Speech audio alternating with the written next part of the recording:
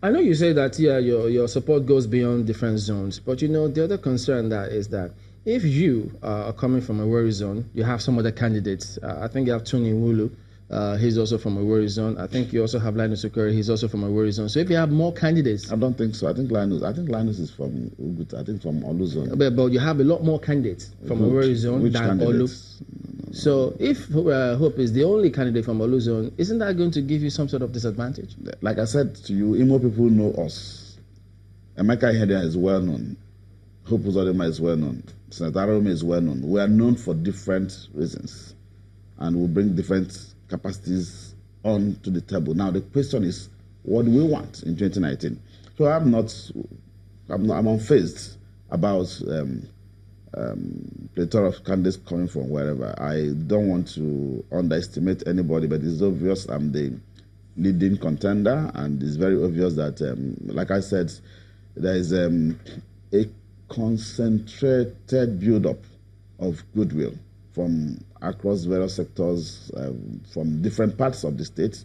There's almost a near consensus that I should be the next governor of the state, and everybody's working in that direction. So I plan to work with as many as can be possible for us to move our state forward. The challenges ahead of us is beyond Olu zone, and it's beyond Owerri zone, it's beyond Okigwe zone. It's about recovering our state.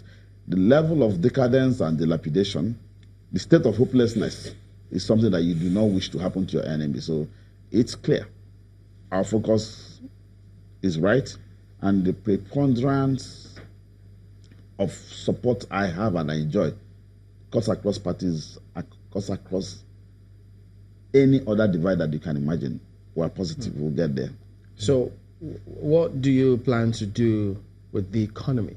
Now, I was talking about initial engagement with those, exploratory engagement.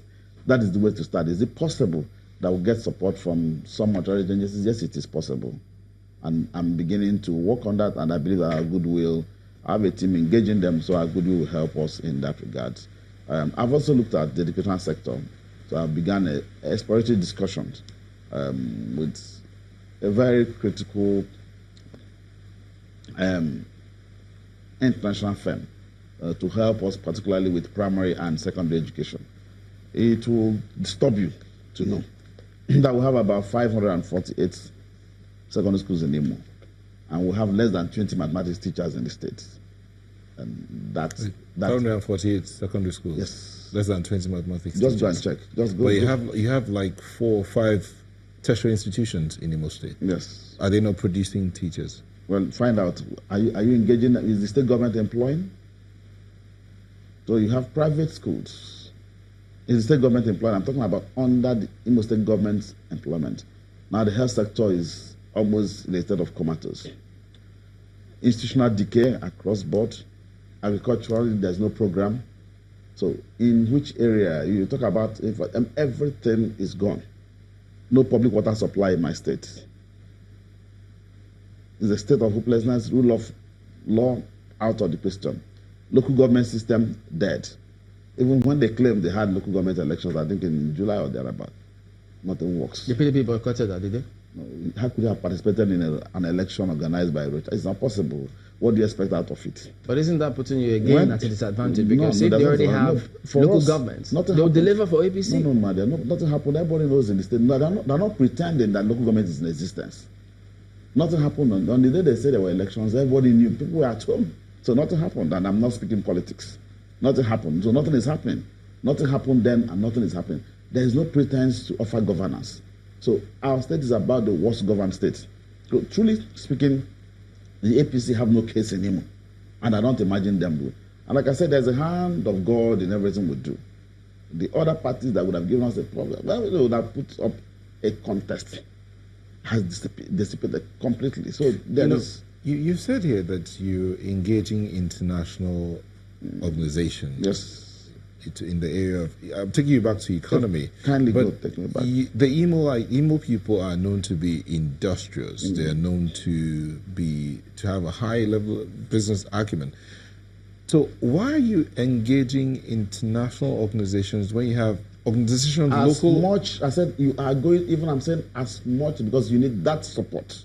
Now, beyond that support, the first thing to do, why is that Imo International Committee is supporting me. They are giving support to me because they know I'm going to create an enabling environment. What about the local economic community? So that's what I'm saying. That's Imo local community, Imo Nigerian community, put it that way.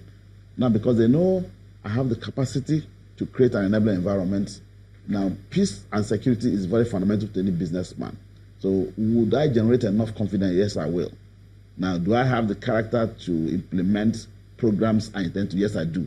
Can you give us an idea of these programs? Because when you say enabling environment, every politician will use enabling environments. Let's look at indices in terms of tax indices. Are you looking at tax cuts? Are you looking at increment in tax rates?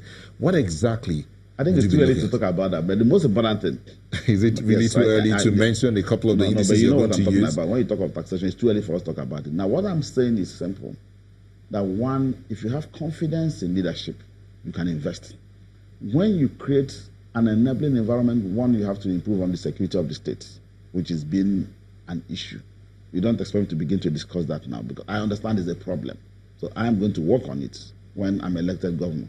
From the moment I am governor-elect, I'll put in place structures that are verifiable, that people will know that there's in this structure there's confidence. But what is going on right now is that I'm discussing with several Imo sons and daughters who have investments outside of Imo, in Lagos and other parts, and they're saying, look, when we see a credible governor like you emerge, we will now begin to think of relocate. And there are things you have to do.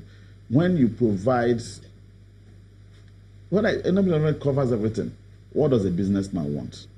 One, you want land. How does government come in to assist? Government comes in to assist in that regard. Hasn't there been an improvement in acquiring your CFO from what it used to be now? I think most things in the States is shrouded in mystery and secrecy. So I don't want to delve much into talking about the administration of today. It's good we are futuristic. Okay, so what's your target for the IGR? Enugu State is doing about 2.5 billion naira now. Imo is doing about 600 million, I understand. It's a far cry. Imo is a potential. Imo is a gifted state, huge potentials. We should be potentially rich, and we'll be rich.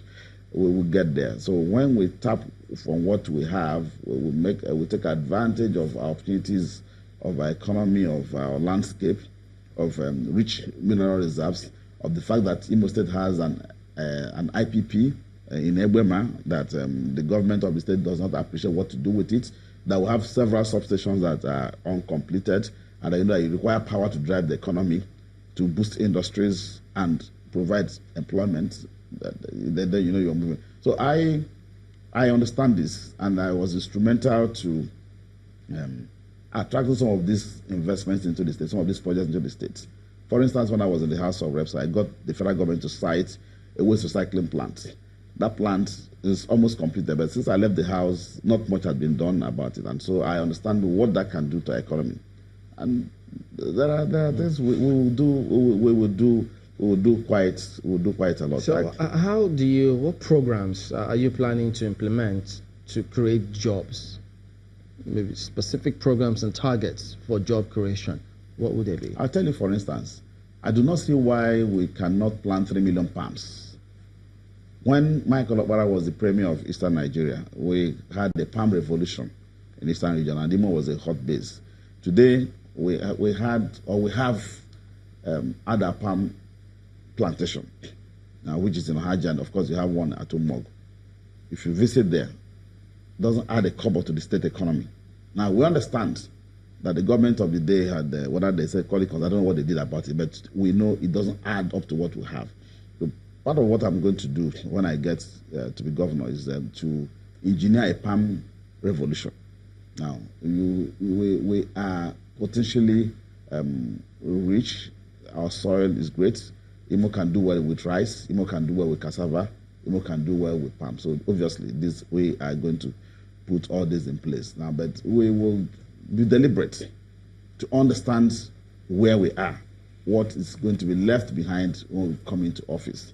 And so I'm putting together a small team to begin to look at what we need to do.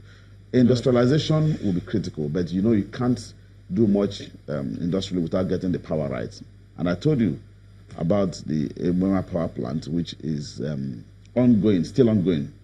And I believe the PDP government then at the center, led by the grace of God, Atiku Abubakar, will work hand in hand with us. But this current minister, they're giving it some attention. Yes, I'm talking about the president. We'll work hand in hand with our state to ensure that we complete the power plant, and that will give us. Would you be looking at other sources of power? I mean, the states are allowed to generate some level of power by the law. So would you be looking at that as well? Don't forget that as Deputy Speaker of the House of Representatives, I chaired the Committee on Constitutional Review, and then where we did necessary reviews to make business easy.